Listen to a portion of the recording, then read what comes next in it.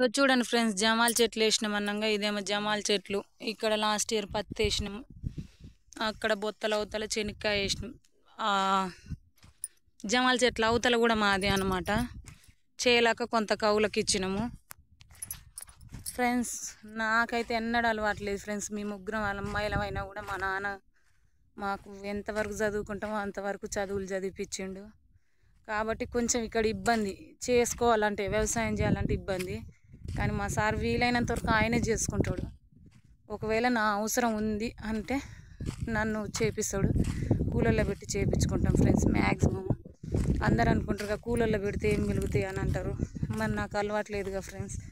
ఆ పిల్లల కోసం జాబులు 2012 నుంచి రాస్తున్నాం. ఎవరికి రాలే, నాకు రాలే, మా సార్కు రాలే. ఎట్లా ఈలోపు పిల్లలు పెరుగుతురు.